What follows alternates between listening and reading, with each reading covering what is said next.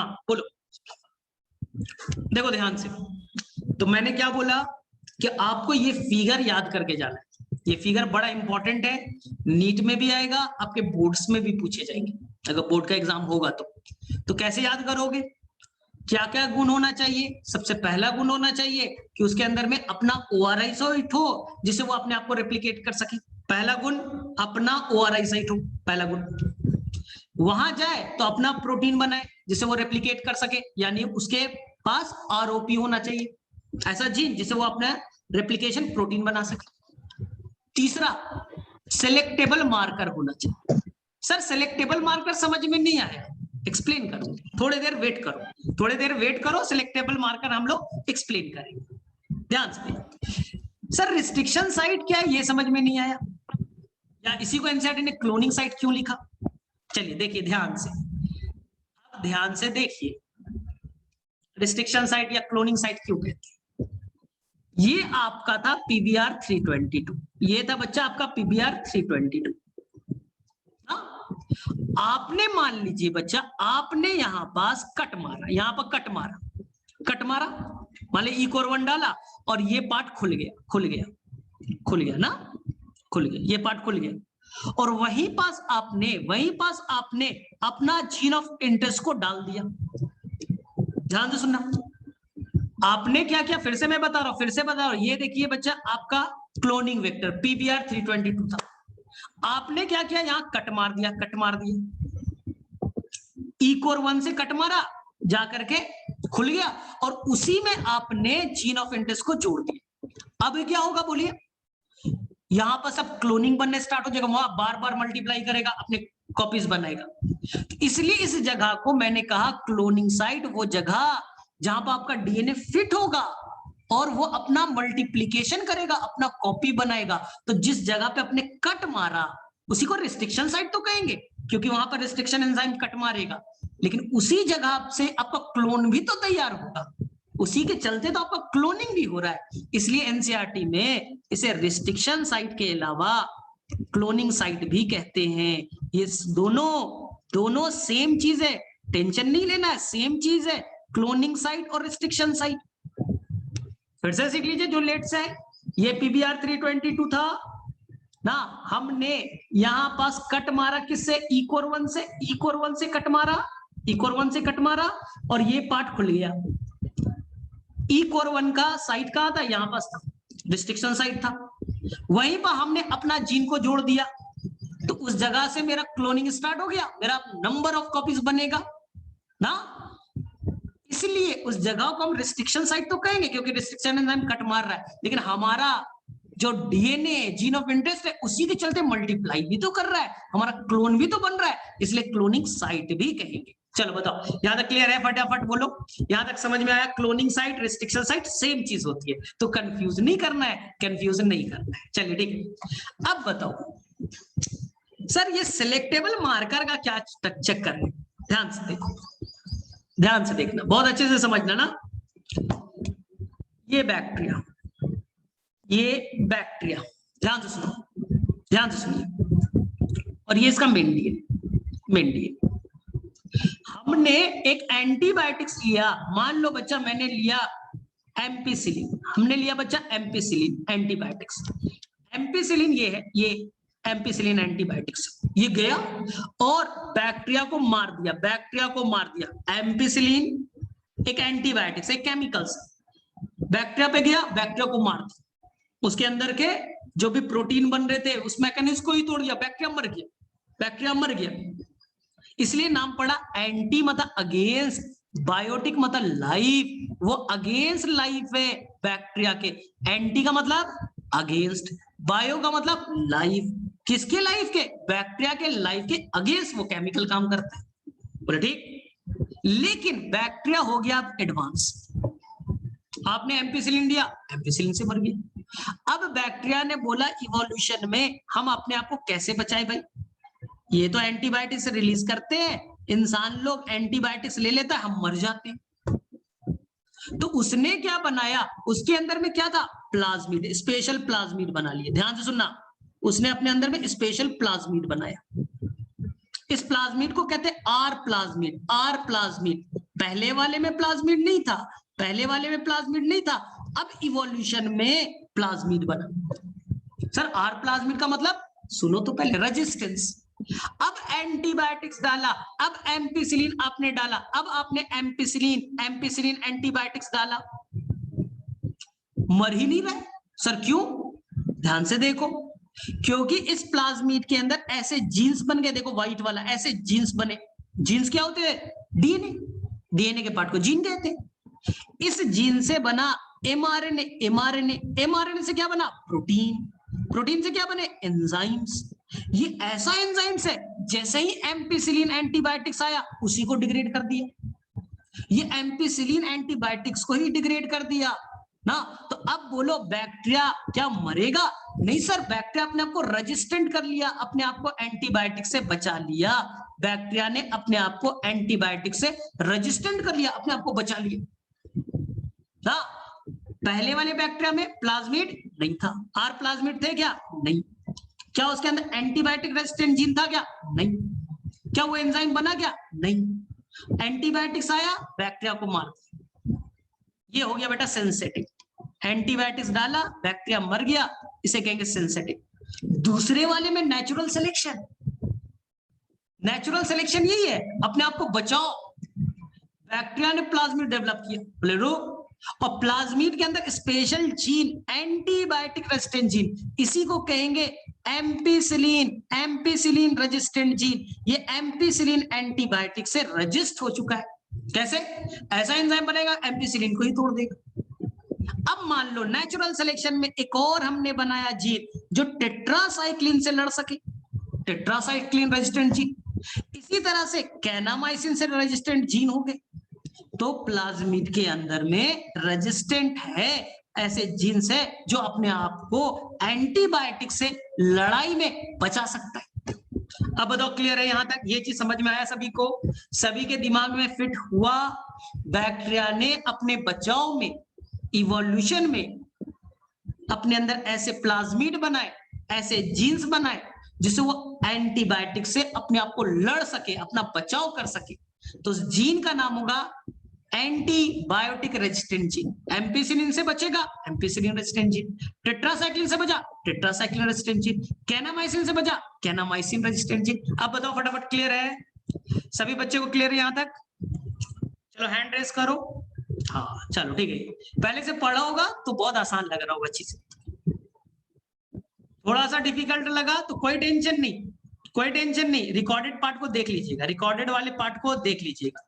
चलिए अब हम लोग रियल आपके कॉन्सेप्ट पे आते हैं। जा भाई एक मिनट। हाँ अब रियल कॉन्सेप्ट पे हम लोग आते हैं। चलिए चलिए, अब रियल कॉन्सेप्ट मजेदार है।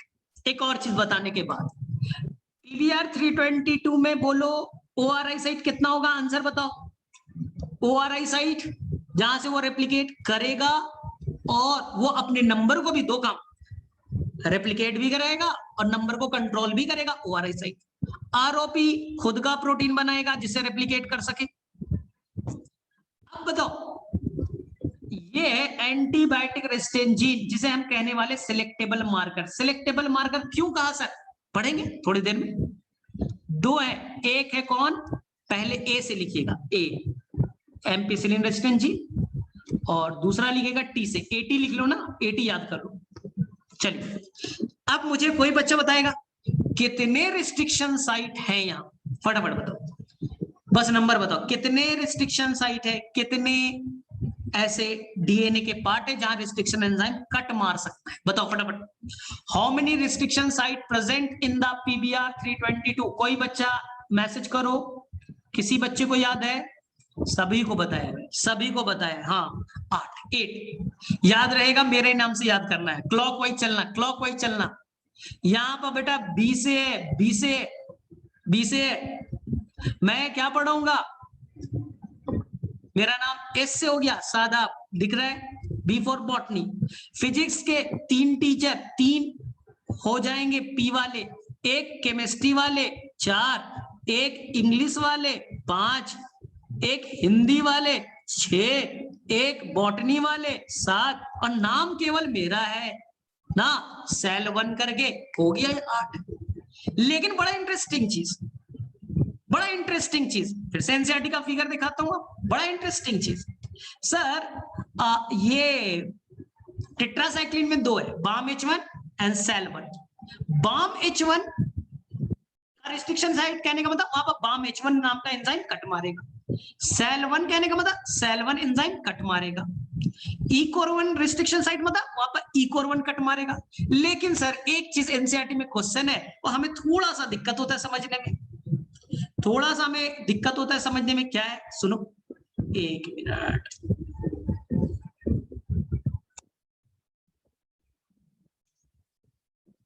ठीक है 1 मिनट, कुछ इश्यूज है।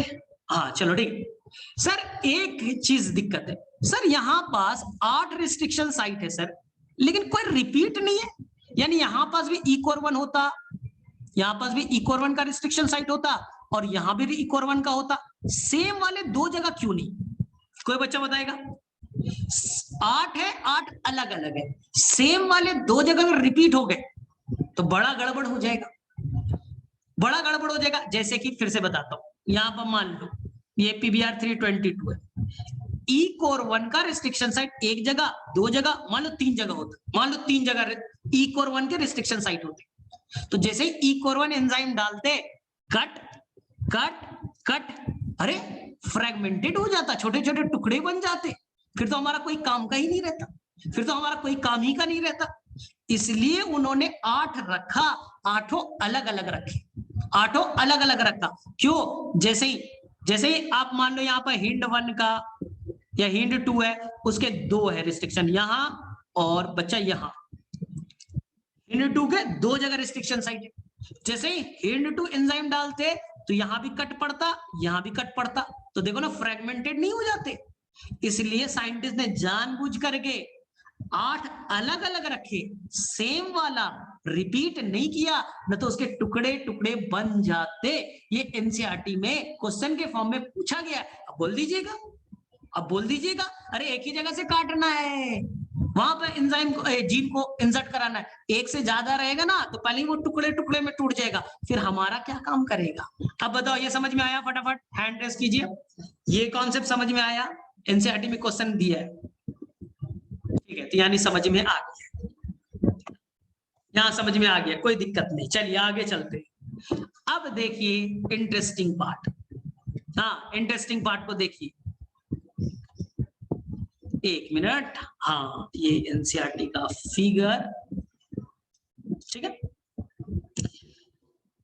मोजनुर रहमान, मैंने ये बोला PBr 322 में कितने रिस्ट्रिक्शन साइट है, कितने तरह के रिस्ट्रिक्शन एंजाइम कट मार सकता है? 8 तरह के। लेकिन एक ही रिस्ट्रिक्शन साइट एक से ज्यादा जगह रिपीट नहीं है। बाम H1 एक से ज्यादा रिपीट नहीं है। उससे क्या होता, उससे क्या होता, कई जगह पे कट मार देता। रिस्ट्रिक्शन एंजाइम है, मेरा रिस्ट्रिक्शन साइट कट मारूंगा, मेरा रिस्ट्रिक्शन कट मारूंगा, मेरा रिस्ट्रिक्शन साइट कट मारेंगे, तब तो फ्रेगमेंटेड हो जाते ना। E-COR1 एक ही जगह पे है, E-COR1 का रिस्ट्रिक्शन साइट केवल यहां है। लेकिन अगर साइंटिस्ट ऐसा बनाता, E-COR1 का रिस्ट्रिक्शन साइट यहां भी होता, यहां भी होता, यहां भी होता, यहां भी होता, तो जैसे ही एंजाइम डालते, जैसे ही एंजाइम डालते तो यहां भी कट, यहां भी कट, यहां भी कट, यहां भी कट, फिर काम कैसे कर पाते? फिर काम कैसे कर पाते? वो तो खुद फ्रेगमेंट में बन जाता। इसलिए हमने हर रिस्ट्रिक्शन साइट को केवल एक ही जगह रखा है ना, न तो फ्रेगमेंट बनने का डर था। चलिए अब आ जाओ, अब आ जाओ, ये बच्चा आपका PBr 322 का फिगर। अब लॉजिक को समझिए, लॉजिक को समझना है। यहाँ पर क्या है, मेन है, यहाँ पर कौन सा जीन है? चलिए बताइए, तो ये वाला कौन सा, व्हाइट वाला कौन सा है? कौन सा एंटीबायोटिक रेजिस्टेंट जीन है? एम्पिसिलिन या टेट्रासाइक्लिन? आंसर करो, यहाँ पर कौन सा है और यहाँ पर कौन सा है? फटाफट आंसर कीजिए। तो पहले कौन सा होगा? ए, एम्पिसिलिन रेजिस्टेंट जीन, और इधर कौन है? TTR, tetracycline resistant gene. ठीक, अब देखना ध्यान से, हमने यहां पर लिया एक एंजाइम जिसका नाम है E-COR1, एंजाइम लिया E-COR1, एक मिनट चेंज करता हूं, आसान करता हूं और आसान करता हूं। हमने यहां पास एक एंजाइम लिया बाम H1, बाम H1, बताओ एनसीईआरटी के फिगर को देखिए और मुझे बताइए बाम H1, एक मिनट कहां गया भाई, बाम H1 आखिर है कहां? बाम H1 शायद आप बच्चे को मालूम होगा, यहां पास होगा, याद होगा तो मैंने यहीं से स्टार्ट किया था क्लॉकवाइज बताना। पहले मेरा बॉटनी आया, फिर मेरा नाम आया था सैलमन। तो बाम H1 का रिस्ट्रिक्शन साइट यहाँ है। जैसे ही मैंने रिस्ट्रिक्शन एंजाइम बाम H1 डाला तो क्या होगा बताइए आप लोग, क्या होगा? लॉजिकल सोचो, लॉजिकल सोचिए। एम्पिसिलिन रेजिस्टेंट जीन को कोई नुकसान नहीं, वहां से तो कट पड़ा ही नहीं। कट कहां हो गया? देखिए ध्यान से, कट कहां हो गया? कट हो गया, कौन सा पार्ट कट हो गया? तो सर टेट्रासाइक्लिन वाला रेजिस्टेंट जीन का पार्ट कट हो गया, tetracycline resistant gene part cut हो गया। सर क्यों? क्योंकि टेट्रासाइक्लिन रेजिस्टेंट जीन वाले पार्ट में रिस्ट्रिक्शन साइट था किसका? बाम H1 का। आपने बाम H1 लिया, कट मार दिया, तो टेट्रासाइक्लिन जीन टूट गए, टेट्रासाइक्लिन रेजिस्टेंट जीन हो गया बेटा खराब, टूट गए। एम्पिसिलिन को कोई नुकसान नहीं, वो इंटैक्ट है। एम्पिसिलिन को कोई नुकसान नहीं, वो तो ठीक ठाक है। चलिए अब आगे चलते हैं। अब आपने ले लिया, अब आपने ले लिया जीन ऑफ इंटरेस्ट, यहां पर आपने जीन ऑफ इंटरेस्ट रख दिया। ये इंसुलिन जीन है, डिजायर्ड जीन है, ट्रांस जीन है, कई सारे नाम है इसके, कई सारे नाम है, foreign DNA, gene of interest, desired gene, ठीक। अब एक एंजाइम आपने ऐड किया, बताइए कौन सा एंजाइम? एंजाइम का नाम है डीएनए लाइगेस, एंजाइम का नाम है डीएनए लाइगेस। ध्यान से सुनना, यहीं पर बच्चा गड़बड़ करता है। लाइगेस का काम है डीएनए को जोड़ना, लाइगेस का काम है डीएनए को जोड़ना। एक डीएनए को उठाया, दूसरे में जोड़ दिया, तो उसने क्या गड़बड़ की, क्या गड़बड़ की यहां पर समझिएगा। उसने क्या गड़बड़ की? उसने गड़बड़ ये किया कि उसने क्या किया, ध्यान से देखिए, उसने इस एंड को पकड़ा, यहां से जोड़ दिया, उसने इस एंड को पकड़ा और यहां से जोड़ दिया, जोड़ दिया। उसे बोला गया तो डीएनए को जोड़ना, तो उसने उठाया और दोनों को जोड़ दिया। तो यहां पर देखिए टेट्रासाइक्लिन रेजिस्टेंट जीन वापस से ठीक हो गए, एम्पिसिलिन तो ऑलरेडी ठीक था, एम्पिसिलिन रेजिस्टेंट जीन ऑलरेडी ठीक था। लेकिन दूसरी प्रोबेबिलिटी क्या है? दूसरी प्रोबेबिलिटी क्या है? ध्यान से देखिए, दूसरी प्रोबेबिलिटी जो है, प्रोबेबिलिटी ये है, ध्यान से देखना, दूसरी प्रोबेबिलिटी को अच्छे से देखिएगा। डीएनए को जोड़ना था, तो डीएनए को देखो उसने कैसे जोड़ा,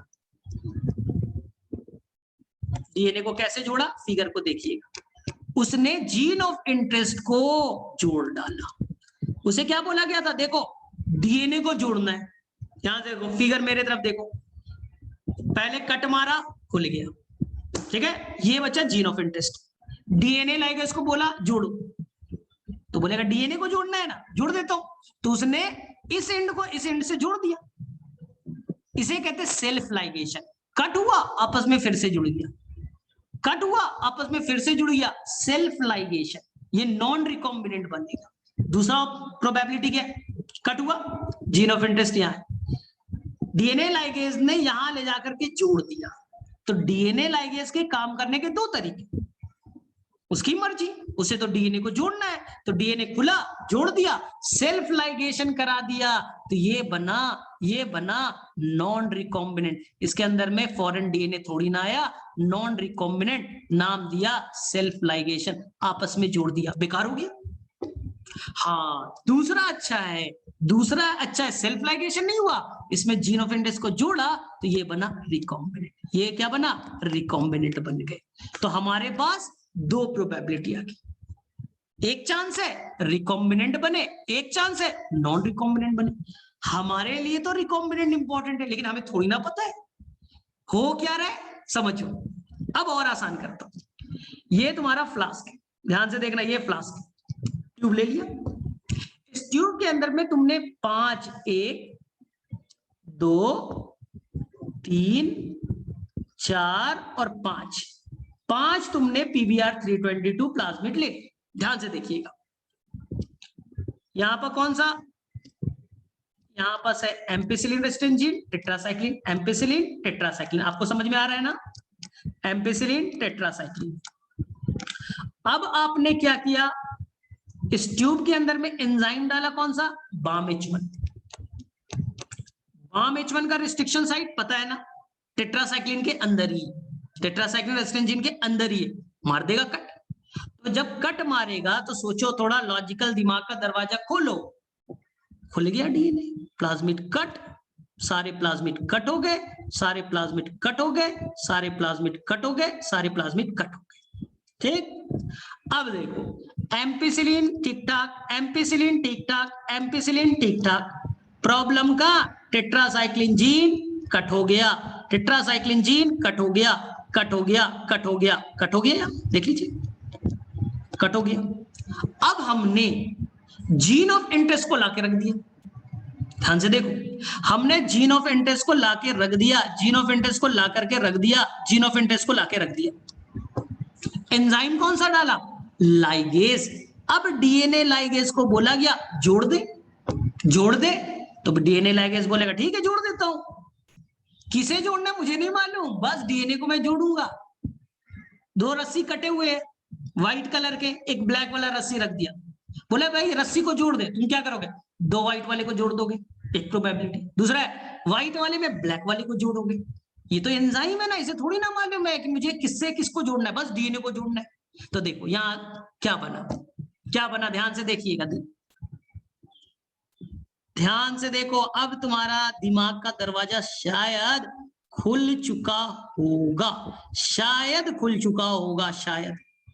देखिए ध्यान से देखिए, अब डीएनए लाइगेज ने जब जोड़ा, सोचो जब डीएनए लाइगेज ने जोड़ा, सेल्फ लाइगेशन हो गया, सेल्फ लाइगेशन हो गया, सेल्फ लाइगेशन हो गया, समझ में आया, सेल्फ लाइगेशन, एम्पिसिलिन भी ठीक, टेट्रासाइक्लिन भी ठीक।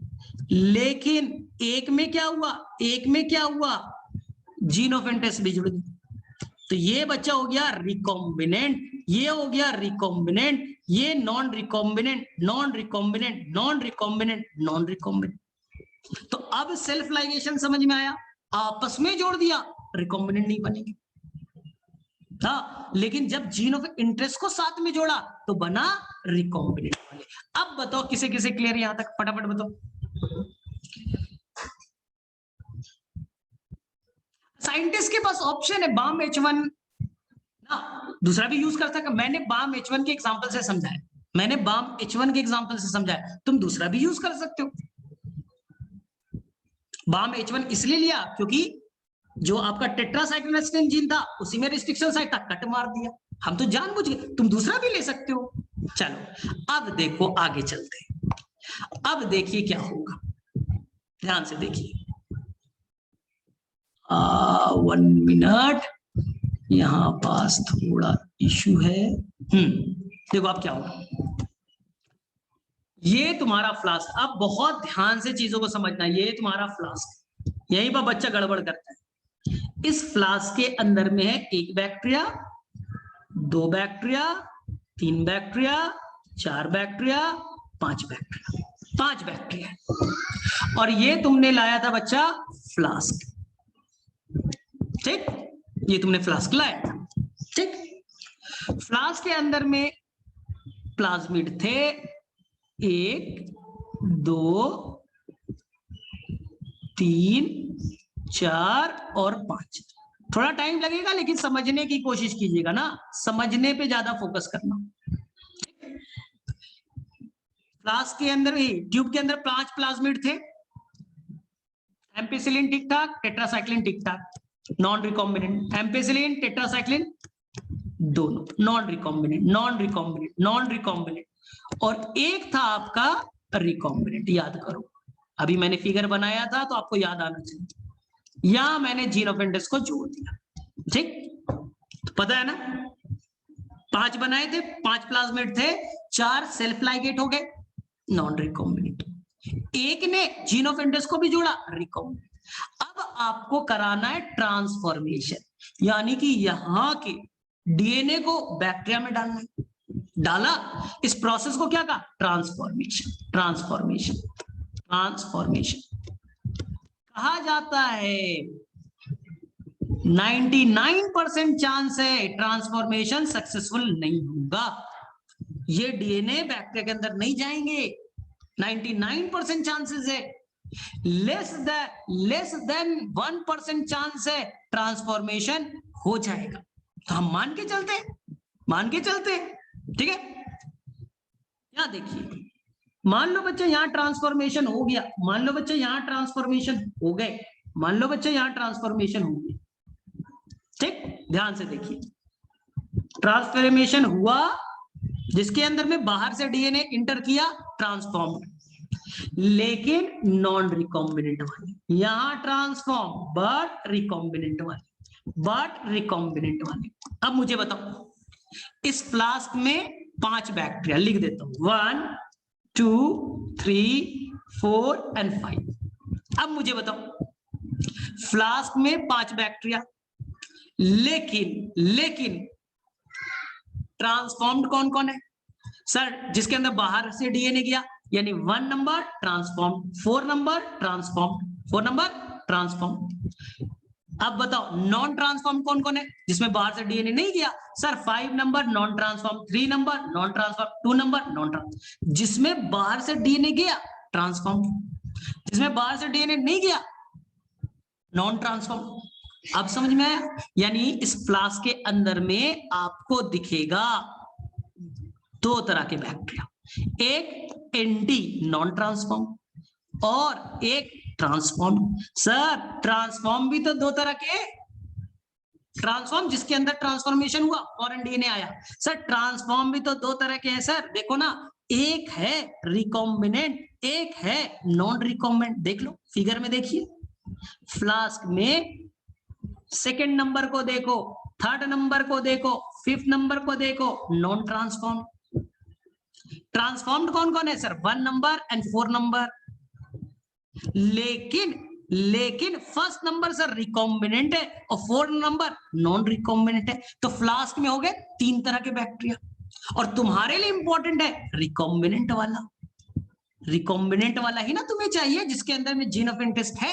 अब ये पता करना है, अब बताओ यहां तक क्लियर है सभी को? फटाफट बोलो, यहां तक समझ में आया? यहां तक समझ में आया सभी को? फ्लास्क में 3 तरह के बैक्टीरिया, क्योंकि ट्रांसफॉर्मेशन रैंडम प्रोसेस है, बाहर से डीएनए डालना इतना आसान नहीं है, बाहर से डीएनए डालना इतना आसान नहीं है कि सर सारा ट्रांसफॉर्मेशन हो जाए, मुश्किल काम है। चलो यहां तक क्लियर है ना? अब सर, अब हम लोग फंस जाते हैं सर, अब एनसीईआरटी में समझ में नहीं आता।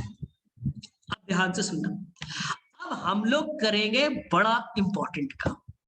हम लोग क्या करेंगे, ध्यान से देखिए, हम लोग करने वाले क्या है, एक हम प्लेट बनाएंगे, अगार प्लेट सर। अगार एक मीडियम है, सॉलिड मीडियम है जहां बैक्टीरिया ग्रो करना पसंद करता है।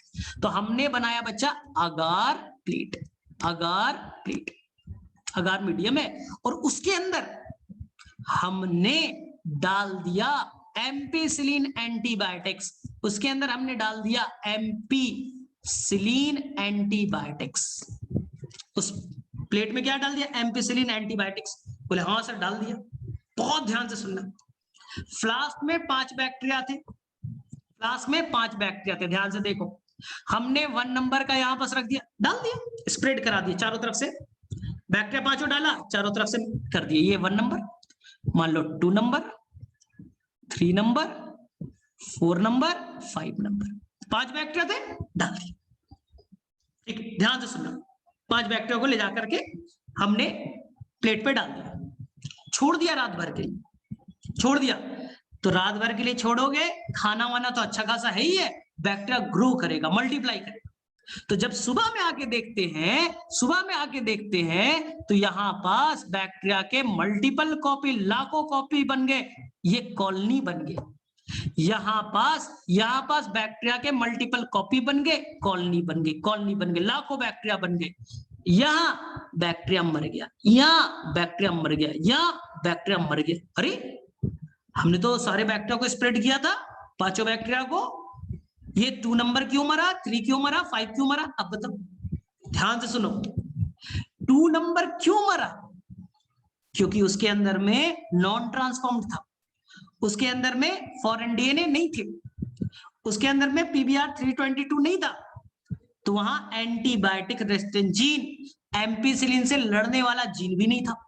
तो जैसे ही आपने एम्पिसिलिन डाला तो नॉन ट्रांसफॉर्म्ड वाले मर गए, नॉन ट्रांसफॉर्म्ड वाले मर गए और केवल ट्रांसफॉर्म वाला जिंदा है। क्यों? क्योंकि ट्रांसफॉर्म्ड वाले में एम्पिसिलिन रेजिस्टेंट जीन मौजूद है, उसने अपने आप को एंटीबायोटिक से बचा लिया। तो आपने सिलेक्ट कर लिया कौन नॉन ट्रांसफॉर्म्ड है, कौन नॉन ट्रांसफॉर्म्ड है, कौन ट्रांसफॉर्म्ड है, पता कर लिया।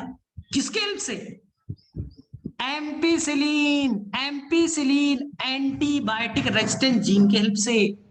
जिसके अंदर में जीन है, रेजिस्टेंट जीन है, जिंदा, जिसके अंदर नहीं है मर गया।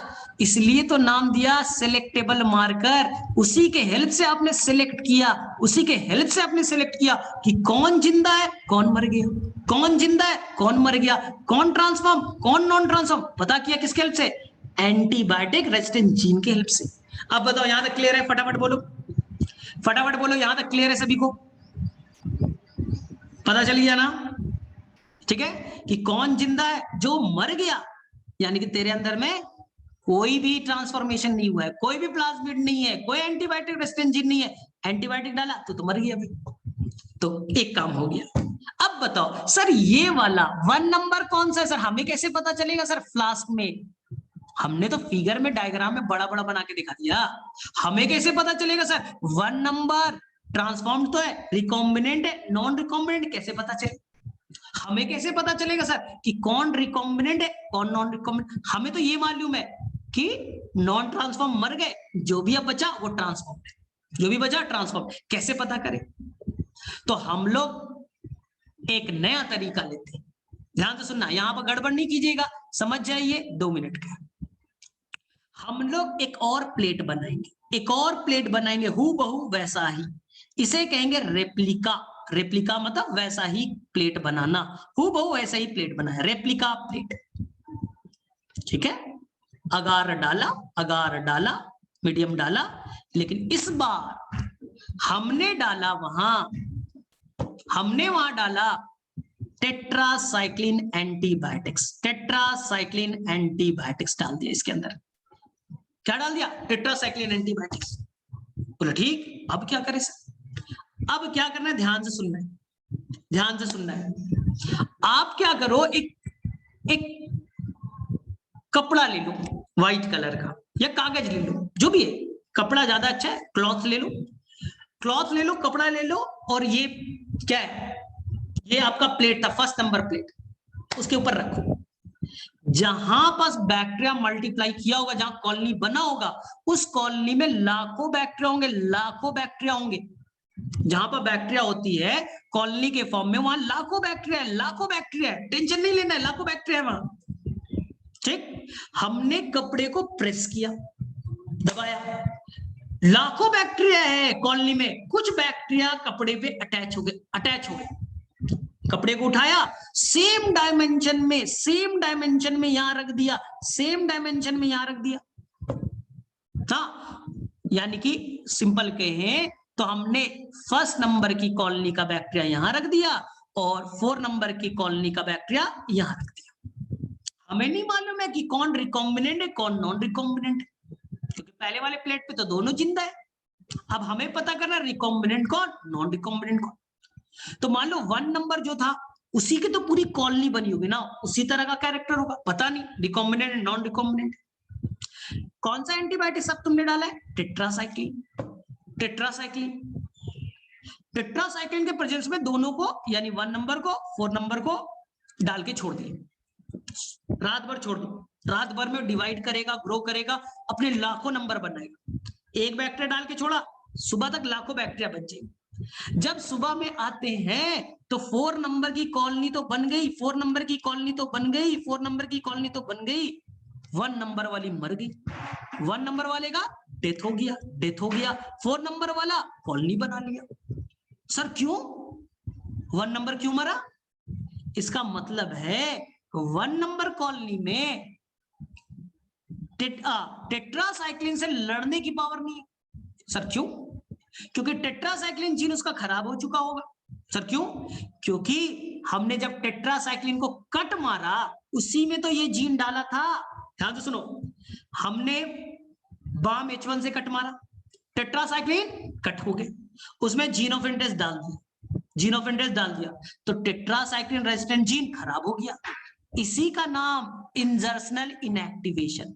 आपने जब इंसर्ट किया, आपने ये क्या था, टेट्रासाइक्लिन रेजिस्टेंट जीन कट मारा, उसमें जीन ऑफ इंटरेस्ट डाल दिया, तो टेट्रासाइक्लिन रेजिस्टेंट जीन खराब, इसलिए नाम पड़ा इंजर्शनल। इंसर्ट किया तो वो जीन खराब। और टेट्रासाइक्लिन अगर खराब है तो टेट्रासाइक्लिन के प्रेजेंस में मर गया। और जो नॉन रिकॉम्बिनेंट था, कट मारा, डीएनए लाइगेज जोड़ दिया, टेट्रासाइक्लिन ठीक ठाक है, एम्पिसिलिन भी ठीक, टेट्रासाइक्लिन भी ठीक, इसलिए वो टेट्रासाइक्लिन में भी जिंदा है। इसका मतलब बेटा तू 4 नंबर 4 नंबर तू मरा क्यों नहीं रे भाई टेट्रासाइक्लिन में?